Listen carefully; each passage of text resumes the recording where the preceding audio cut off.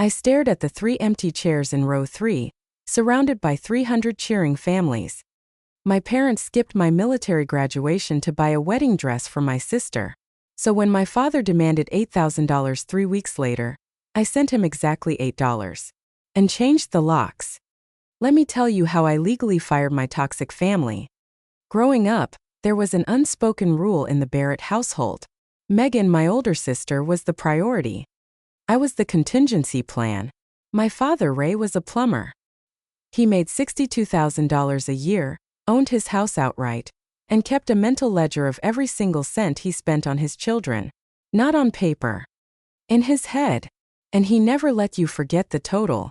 My mother, Diane, was a homemaker who deferred every single decision to Ray.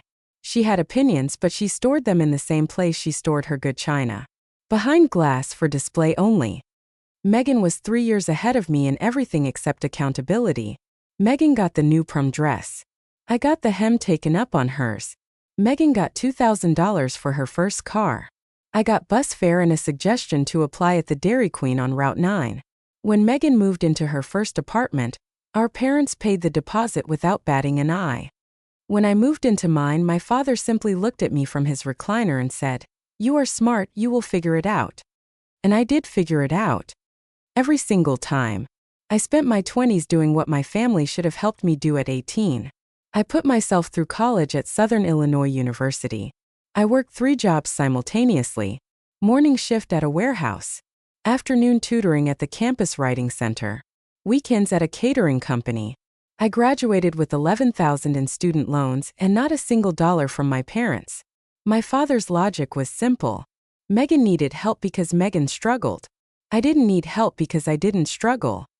The fact that I didn't struggle because I worked myself into absolute exhaustion was a detail he conveniently chose to ignore. At 28, I wanted more structure, more purpose. So I walked into a recruiter's office and signed with the Army. Before I left for basic training, I made a mistake. I gave my parents a spare key to the house my husband Jake and I had bought. I handed the key to my father at the kitchen table and said, "Just in case you need to check on the house while I am gone." He took it without saying thank you. Slipped it onto his key ring like it belonged there. I also set up an automatic transfer. $400 a month from my checking account to his.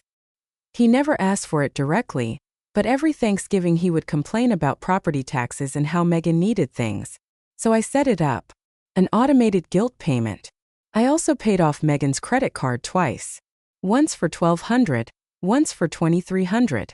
She said she would pay me back. She never mentioned it again. Basic training stripped everything down to the essentials. 10 weeks of tear gas, grueling marches, and red Georgia clay. Every Sunday I had 10 minutes to call home.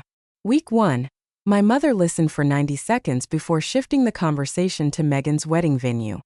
Week 3, my father answered. "Your mother is at a cake tasting with Megan. I will tell her you called." Click. He hung up before I could say a word. Week 5, no answer. Week 6, no answer. I stopped calling. Then came Family Day, the day before graduation. The base opened its gates and families flooded in. I stood by the barracks window watching strangers hug their children. Drill Sergeant Reeves noticed me. "Barrett, you got anyone coming?" she asked. "Yes, Drill Sergeant," I lied. She held my gaze, nodded once, and walked me across the parade field to a family clustered around a recruit named Lewis. "Mrs. Lewis, this is Specialist Barrett. She could use some company today." I sat there eating fried chicken with strangers, while my mother was trying on mother of the bride hats with Megan. I know this because Diane posted the photo to our group chat at 2:14 that afternoon. She was smiling. The price tag was still dangling from the brim. Graduation day was a blur of speeches and salutes.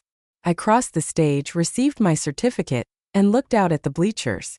Section F. Row 3. Seats 7, 8, and 9. Empty. Later I checked my phone. One text from my mother. "Sorry honey, Dad is helping Megan with the venue deposit. We will celebrate when you are home, you understand, right?" For words my mother used like a skeleton key. They unlocked every door she didn't want to walk through herself. Yes. I understood perfectly. When I got home, Jake was waiting for me. He hugged me tight and said he was sorry they didn't come. But the real betrayal was waiting in our garage. While I was away, my father had used that spare key to move half his shed into my house. Fishing rods mounted on my drywall. A massive tool chest. A mini fridge humming in the corner. He had invaded my sanctuary without a single word. I canceled the $400 monthly transfer that very night. Over 30 months I had given him $12,000. Add in the credit cards and that was $15,500. It took them 11 days to notice the money stopped. Then 3 weeks later my phone buzzed on a Saturday morning. A text from my father. No greeting. No asking how I was. Just this. Tori, I need $8,000 for your sister's wedding. Venue deposit due Friday. Send it to my account. I stared at the screen. I walked into the bathroom, turned on the shower, and stood under the water for 12 minutes. I was not crying. I was calculating. I walked out to the kitchen and looked at Jake. I told him I was going to give my father exactly what he was worth. I opened my banking app. If I simply refused, my father would spin the story. He would tell the whole family I was a heartless, selfish daughter abandoning them in their time of need. So I didn't send zero. I sent exactly $8 with the memo line best wishes. In psychology, there is a concept called the insult of mismatched reciprocation. Sending $8 to a demand of $8,000 is a direct slap to the entitlement of a manipulator. It changes the narrative. It is no longer an inability to help. It is a deliberate valuation. It sends a clear message. I heard you, I see your demand, and this is exactly what it is worth to me. It is not being cheap. It is a boundary drawn with the sharpest ink possible. Within 47 minutes, my phone exploded. 11 missed calls. 6 texts. A voicemail from my father threatening to disown me. The family group chat lit up. Aunt Gloria called me cruel. Uncle Frank said I should be ashamed. Megan posted a screenshot of my $8 transfer. My mother said she raised me better than this. Not one of them mentioned my graduation. Not one of them asked why I sent $8 instead of $8,000. Not one of them questioned if demanding $8,000 from a newly enlisted soldier was reasonable. Then the comment that stopped me cold. Uncle Frank replied to the chat. Ray still has the key to her house. Maybe he should go over and talk to her in person. I showed the message to Jake. His jaw tightened. We need to change the locks, I said. Tonight. Jake went to the hardware store. He came back with a new brushed nickel quickset deadbolt and a new garage keypad. While he was outside drilling in the dark, I was in the garage. I started building what I call a survival dossier. I photographed every single item my father had left behind. Date stamp. Time stamp. Every angle. I wrote an itemized list on a legal pad. Item, condition, estimated value. I put the list in a manila folder. In modern society, blood relations might not protect you, but paper trails do. In toxic relationships, abusers heavily rely on gaslighting. They will deny reality. They will twist the truth and insist you are overreacting. By documenting everything, every text, every dollar, every boundary violation, you create an anchor to reality. When everything is in black and white, the fog of manipulation evaporates. The power returns to your hands. I texted my father. Your personal items are in our garage. You have 7 days to arrange pickup during daylight hours. We will be home. Call first. He responded 2 minutes later. You do not get to throw away my property, that is theft. He didn't call. He didn't arrange a time. But on day 5, I came home from work and Jake showed me the Ring doorbell footage. At 2:17 that afternoon, my father's truck pulled into the driveway. He walked to the garage and punched the old code into the keypad. Wrong. He tried again. Wrong. He walked to the front door, inserted his old key, and turned it. The new deadbolt held firm.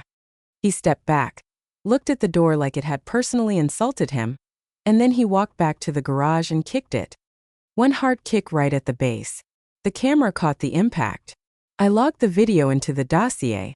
I logged the scuff mark on the door. On day 6, my mother showed up at the military base. She couldn't get past the visitor gate, so I walked out to the parking lot in my duty uniform. Your father cannot sleep, she said, her eyes red. You are tearing this family apart. If you do not give him the money, he is going to take it personally. You know how he gets. He can get however he wants, Mom. The answer is no. She stared at me, got into her car, and drove away. She had driven 45 minutes to cry in a parking lot. She had never driven 4 hours to watch me graduate. Day 7 came and went. The deadline expired. Then came Tuesday afternoon. I was at my desk on base when my phone rang. It was the Collinsville Police Department. Officer Davis informed me that Raymond Barrett had filed a complaint alleging theft of personal belongings and unauthorized lockout. My father called the cops on me. Not because I stole anything. Not because I committed a crime. Because I stopped giving. Because I changed a lock. Because I sent $8 and stopped playing my role as the backup plan. He had used guilt, family pressure, my mother's tears, and my sister's ultimatum. None of it worked. So he played his final authority card. I told the officer I would meet them at my house. The drive took 14 minutes. I kept both hands on the wheel and my breathing steady. When I pulled into the driveway, the squad car was there. Inside my house, Officer Davis and her partner, Officer Chun, were standing in the dining room. Jake was sitting at the table. The manila folder was open in front of him. I sat down. Officer, my husband has some documentation you might find relevant. We slid the folder across the table. Page 1, the property deed proving Jake and I were the sole owners of the house. Page 2, the text message setting the 7-day pickup deadline, date stamped. Page 3, the ring footage stills of my father attempting to enter without permission and kicking the door. Page 4, the itemized photographs of his property, safely stored and ready for pickup. Officer Davis flipped through the pages. The room was silent. She looked at her partner. Ma'am, based on what I am seeing, this property belongs to you, she said. You gave written notice and this appears to be a civil matter, not a criminal one. Right at that moment, 3 hard knocks pounded on the front door. Officer Davis opened it. My father stood on the porch, his chest puffed out, his jaw locked tight. He looked past the police officers, saw the manila folder on the table, and saw me sitting calmly with my hands folded. That is my stuff she has got in there, he demanded. I want it back and I want her charged with theft. Officer Davis kept her voice even. Sir, your daughter provided a 7-day written notice. She has documentation of your attempt to access the property without authorization. The house is in her name. Homeowners have the right to change their locks at any time. Legally, this is a civil matter. My father's face flushed deep red from the neck up. He turned his entire body toward me. After everything I did for you, after I raised you, this is how you treat your father. With cops and locks and $8. Many people have asked me why I didn't scream at him right then. Why I didn't let out 30 years of pain and humiliation. The reason is simple. Screaming is the language of someone who is still desperate to be heard. When you cry and yell, you signal to the abuser that they still hold the power to hurt you. I didn't need him to hear me anymore. My tears would only satisfy him, giving him an excuse to call me hysterical. By keeping my voice perfectly level, my heart rate steady, and relying purely on black and white evidence, I stripped him of his final weapon. The absolute calmness of a victim is the ultimate insult to a manipulator. I looked him dead in the eye. My voice did not shake. You didn't come to my graduation. You asked me for $8,000. You moved your stuff into my garage without asking. You made a copy of my house key without telling me. You tried to break in. You always told me to be the one who understands. Well, Dad, I finally understand. When a manipulator is used to exploiting you, your sudden boundary feels like a violent attack to them. This is the entitlement illusion. They do not see your sacrifice as a gift. They see it as their default property. So when you stop giving, they genuinely believe you are stealing from them. My father's brain could not process that his backup plan was standing up to him. He opened his mouth. He closed it. His hands were shaking. Not from sadness, but from the kind of rage that has nowhere left to go. Officer Davis advised him to take it to civil court. He had no words left. He turned around, walked out the front door, slammed his truck door and sped away. The street went completely quiet. After the police left, I walked into the kitchen. I opened the small drawer next to the stove. I took a screwdriver and unscrewed the small brass hook on the inside of the cabinet wall. The hook where my father's spare key had hung for 2 years. It took exactly 30 seconds. I dropped the hook into the trash can. It landed on top of the coffee grounds with a tiny, insignificant sound. Some things just do not need a place anymore. 3 weeks later, I donated all of his remaining items to Goodwill. He never called to arrange a pickup. He never filed the lawsuit my sister warned me about. Just silence. The loudest, most peaceful silence I had ever heard. On the day of Megan's wedding, I stayed home. I made chili in the slow cooker while Jake raked leaves in the backyard. Our dog Biscuit chased squirrels. My cousin Amy texted me, revealing that my father told all the wedding guests I was deployed overseas and couldn't make it. He erased my absence from his own narrative so he could play the proud military father. That night, during the reception, I opened the family group chat. I pasted a single factual message. I listed the $12,000 in transfers, the $3,500 in credit card bailouts, the 0 family members at my graduation, the timeline of the locks and the police. I pressed send. Every phone at the head table buzzed at the same time. Then I turned my phone off.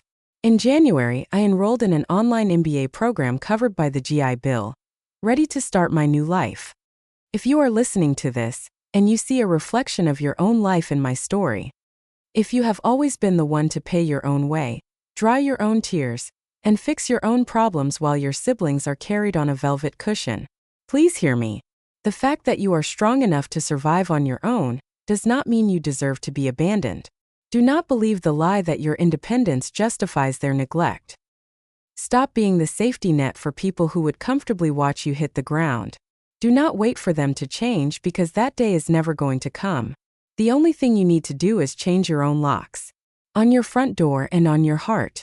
You are not a contingency plan. You are not a backup option. You are the main character of your own life. Disclaimer. This video is created for the sole purpose of entertainment. All situations, characters, and stories in this video are fictional and are built entirely using artificial intelligence technology. We hope you have a relaxing time.